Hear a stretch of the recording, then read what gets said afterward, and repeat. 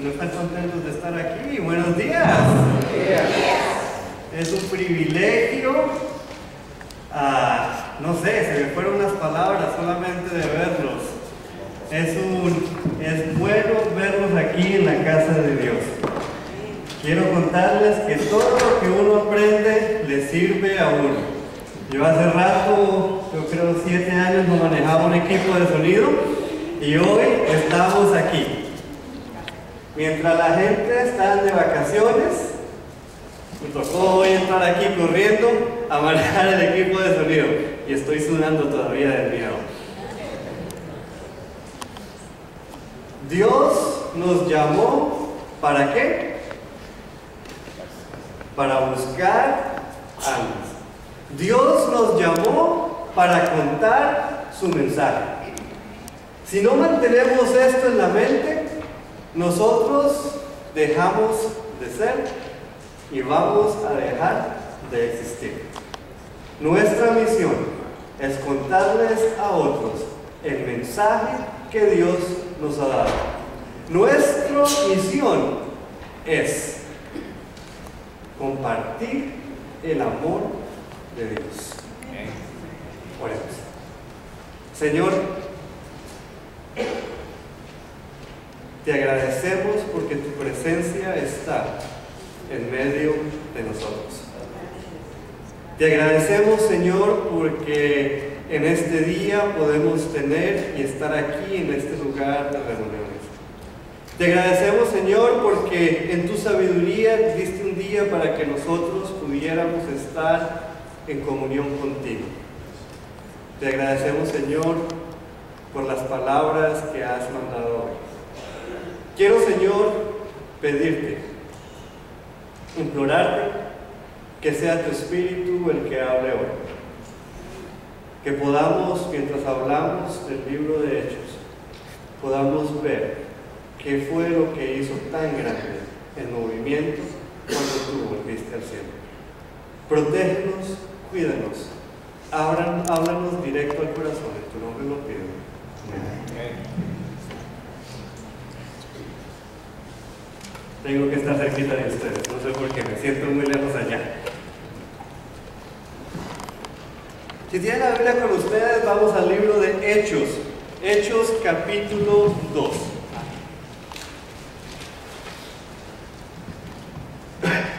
Y dice, versículo 1, cuando llegó el día de Pentecostés, estaban todos unánimes juntos. ¿Qué diferencia había hecho algunas semanas? ¿Qué diferencia había hecho la crisis por la cual ellos habían tenido que pasar? Por más de 3 años, 12 personas con diferentes personalidades habían decidido seguir a Cristo. Pero mientras leemos Mateo, Marcos, Lucas y Juan, muchas veces nos preguntamos si habían decidido seguir a Cristo por Cristo, o porque por medio de Cristo ellos podían llegar a lograr las metas que ellos tenían para el pueblo de Judá. Por más de 3 años y medio habían estado peleando entre sí. Por más de 3 años y medio había habido malentendidos. Yo solamente me imagino a Jesús por 3 años rascándose la cabeza y diciendo, ¿cómo voy a hacer que ellos entiendan? Conocemos a Simón Pedro, sabemos cómo era. Era una persona que le gustaba pelear, una persona que le gustaba hablar antes de pensar. Conocemos al otro Simón, el Zebedeo, aquella persona que le gustaba pelear, él era el guerrillero del grupo. Conocemos a Judas, el cual nos damos cuenta que era una persona que tenía bastante ambición y quería llegar a controlar el pueblo de Israel. Conocemos a Juan, el hijo del trueno. Y cuando tú juntas personalidades explosivas, uno no puede esperar que haya calma. Solamente puede esperar que haya una bomba atómica. Y mientras miramos y leemos, vemos que los discípulos peleaban enfrentaban. Vemos que los discípulos tenían un propósito y era ser número 2, número 3 detrás de Cristo. Pero qué diferencia algunos días habían pasado, qué diferencia había hecho la crisis en ellos. Jesús había muerto, todos lo habían desechado, todos habían corrido. Habían visto a Jesús subir y Jesús les dijo: vayan todos a estar en ese cuarto esperando al Espíritu Santo. Y saben, les cuento, yo creo que cuando los discípulos escucharon esto, dijeron: a esperar con todos estos aquí. No sé ustedes alguna vez han viajado con un grupo grande, pero hasta yo les cuento, ya he estado varios años fuera de mi casa, 7 años, y cuando yo vuelvo a mi casa, las personalidades ya somos así, y a las 2 semanas yo ya quiero volver a mi propia libertad, donde yo puedo decir lo que yo voy a hacer. Pero se imaginan, los discípulos estuvieron en aquel cuartico, y nos comienza Hechos capítulo 1, dice que al comienzo solamente eran los 12 discípulos, después llegaron las mujeres, y después nos da a entender que comenzaron a llegar los otros 70. Y me los imagino, 70 personas allí en un cuartico, no había aire acondicionado, con el sol así, algunos hambrientos, ya otras personas olían feo. Pero cuando llegó el día de Pentecostés, estaban todos unánimes, juntos. Como solo unos días había cambiado su forma de ser. Me acuerdo el año 98 fue cuando recibí la peor noticia de mi vida. Mi papá y mi mamá nos llamaron a la sala y nos dijeron: nos vamos para Estados Unidos. Para la mayoría de las personas es algo, vamos a Estados Unidos. Pero para nosotros era sacarnos del lugar donde habíamos crecido, donde teníamos nuestros amigos y bueno, en la casa mandan los papás, así que nosotros empacamos y nos vinimos. Siempre habíamos sido una familia bien unida. Siempre habíamos sido una familia que caminábamos para el mismo lado. Y al llegar a Estados Unidos seguimos haciendo eso, pero mi hermano y yo comenzamos a utilizar técnicas guerrilleras. Nos quejábamos cuando podíamos. Cuando íbamos a las iglesias, nos portábamos mal. Y hacíamos todo en nuestro poder para que nosotros, para que nuestros padres estuvieran un poquito medio miserables. Me acuerdo, creo que era el 15 de marzo, no me hago la fecha, pero era el mes de marzo, llevábamos 3 meses aquí. Habíamos visitado más de 20 iglesias en el área de Houston, Texas.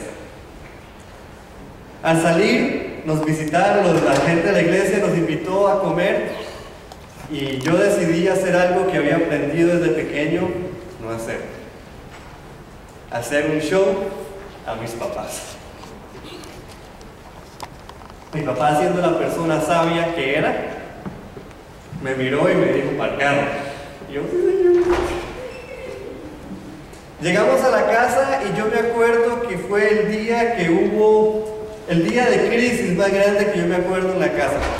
Me acuerdo que yo me bajé, llegué al cuarto, tiré la puerta, algo que sabía también no debería hacer. Cuando mis papás tengan los temas negativos, los papás más estrictos. Pero nosotros teníamos reglas. Yo llegué, me cerré el cuarto y comencé a llorar. A los 30 minutos entró mi papá, entró mi mamá, entró mi hermano. Y por primera vez en mi vida vi a mi papá llorar. Me miró y nos dijo: si ustedes quieren, nos devolvemos ya. Yo me acuerdo todavía, y si me pongo a llorar, por favor, perdónenme. Me acuerdo todavía como el día de ayer, sentados, tirados aquí en aquella cama, mirando a mi papá, mirando a mi hermano, mirando a mi mamá. Y me acuerdo que mi mamá, que también se quería devolver, ella dice, no, aquí nos vamos a quedar todos. Me acuerdo que en medio de ese sufrimiento, en medio de ese dolor, de nosotros querer regresar, algo pasó. Pero de ese día en adelante hay una unidad en nuestra familia que no la puedo explicar. Algo de que hasta a mis papás les gustó ahora aprender a mandar textos y me andan mandando mensajes de textos a cada rato. De que cuando mi tío falleció y el tío pastor, porque hay como así layers, el pastor jefe, que siempre hace los funerales, no podía ir. Todos los otros pastores, los jóvenes, decidimos volar para estar allí con la familia. No sé qué pasó ese día, lo único que sé fue que la crisis nos unió y nos hizo caer en cuenta que unidos nadie nos podía vencer. Separados íbamos a ser vencidos por nosotros mismos. Y entonces volvemos a nuestro pasaje en Hechos capítulo 2, versículo 1, dice: cuando llegó el día de Pentecostés, estaban todos unánimes juntos. En tiempo de crisis es cuando el equipo decide, vas a ver si son un equipo o una iglesia de verdad. O somos personas que hemos decidido venir a la iglesia para utilizar a la iglesia, para que nuestras ideas sean implementadas como nosotros queremos. La iglesia de Dios no está aquí para hacer lo que yo quiero.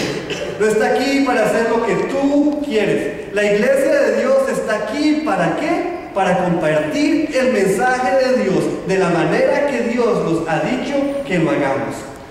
El día de Pentecostés, los discípulos comenzaron a entender el poder que había en la unidad. Este pequeño versículo causó y todavía hace cosas grandes en este mundo, porque cuando llegó el día de Pentecostés estaban todos unánimes juntos. Y de repente, versículo 2, vino del cielo un estruendo como un viento recio que soplaba, el cual llenó toda la casa donde estaban sentados. Y se les aparecieron lenguas repartidas como esta de fuego, asentándose sobre cada uno de ellos. Y fueron todos llenos del Espíritu Santo, y comenzaron a hablar en otras lenguas, según el Espíritu les daba que hablasen. ¿Sabe? Yo oraba por el don de lenguas cuando estaba estudiando aquí hebreo y griego. Yo pedía, Señor, por favor, ayúdame. Y en esas clases aprendí que todavía Dios hace milagros, porque yo todavía no sé cómo pasé esas clases. Pero los discípulos eran personas que ni siquiera podían hablar como yo, hablar hebreo bien. Y de repente, ¡pum!, estaban hablando en idiomas diferentes. Pero esa no es la parte que siempre nos enfocamos. La parte más contenta, la parte que me pone a mí más contento es la última parte que dice: otras lenguas, según el Espíritu les daba que hablasen. Veamos ahora que los discípulos no estaban hablando lo que ellos querían, sino lo que el Espíritu les estaba dando a ellos